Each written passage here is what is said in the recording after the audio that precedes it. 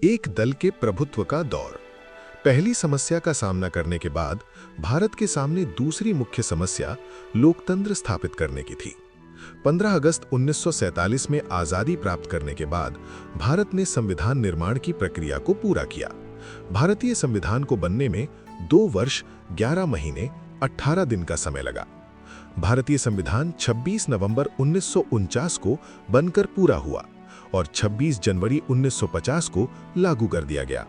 संविधान लागू होने के बाद सबसे बड़ा काम था लोकतंत्र की स्थापना करना। जनवरी 1950 में चुनाव आयोग की स्थापना की गई और सुकुमार सेन देश के पहले चुनाव आयुक्त बने। देश में चुनाव करवाना किसी चुनौती से कम नहीं था। ऐसा इसीलिए था क्योंकि देश में केवल 16% लोग ही पढ़े लिखे थे। देश की अधिकांश जनसंख्या गरीबी से जूझ रही थी। संचार के साधनों एवं प्रौद्योगिकी का अभाव। 17 करोड़ मतदाताओं द्वारा 3200 विधायक और 489 संसद चुने जाने थे। चुनाव क्षेत्रों का निर्धारण किया जाना था। भारत का पहला आम चुनाव 1952। देश में पहले आम चुनाव करवाने के लिए लगभग 3 लाख लोगों को प्रशिक्षित किया गया। चुनाव क्षेत्रों का सीमांकन किया गया। मतदाता सूची बनाई गई।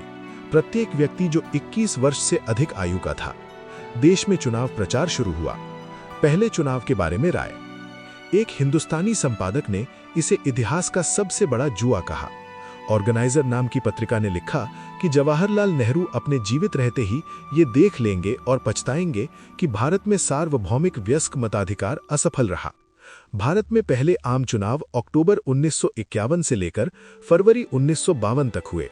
क्योंकि ज्यादातर जगहों पर चुनाव 1952 में हुए, इसीलिए इन्हें 1952 के चुनाव कहा गया। 1952 के चुनाव के परिणाम। भारत में लोकतंत्र सफल रहा। लोगों ने बढ़ चढ़कर चुनाव में हिस्सा लिया। चुनाव में उम्मीदवारों के बीच कड़ा मुकाबला हुआ। हारने वाले उम्मीदवारों ने भी परिणाम को सही बताया। भारतीय जनता ने इस चुनावी प्रयोग को बखूबी अंजाम दिया और सभी आलोचकों के मुंह बंद हो गए। चुनावों में कांग्रेस ने 364 सीटें जीती और सबसे बड़ी पार्टी बनकर उभरी।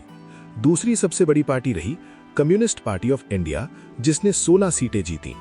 जवाहरलाल नेहरू देश के पहले प्रधानमंत्री। कांग्रेस का प्रभुत्व।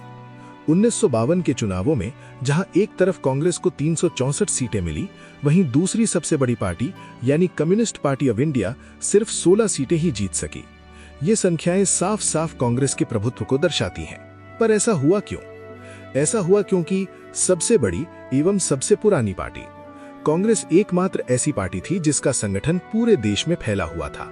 स्वतंत्रता संग्राम की विरासत, सभी वर्गों का समर्थन और सभी विचारधाराओं का समावेश, बड़े एवं करिश्माई नेताओं की अगुवाई। कांग्रेस के प्रभुत्व की प्रकृति। भारत में कांग्रेस का शासन एक दल के प्रभुत्व जैसा ही था, पर इसकी विशेषता ये थी कि ये लोकतांत्रिक परिस्थितियों में स्थापित हुआ था। यानी कि लोगों ने कांग्रेस को अपने मर्जी से चुनकर इतने सालों तक शासन करने का मौका दिया था।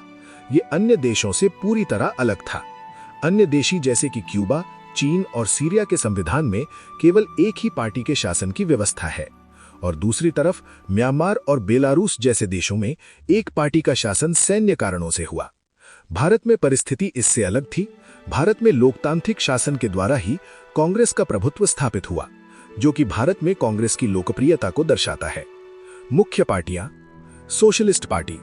सोशलिस्ट पार्टी का गठन 1934 में कांग्रेस के भीतर ही कुछ नेताओं द्वारा किया गया, पर 1948 में जब कांग्रेस ने अपने संविधान में परिवर्तन करके दोहरी नागरिकता को समाप्त किया, तो समाजवादियों ने 1948 में अलग से सोशलिस्ट पार्टी बनाई, पर इस पार्टी को चुनाव में खास सफलता नहीं मिली।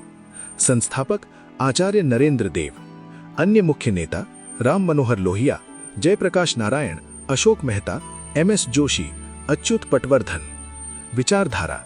समाजवाद में विश्वास, अमीरों और पूंजीपतियों की पार्टी बताकर कांग्रेस की आलोचना की।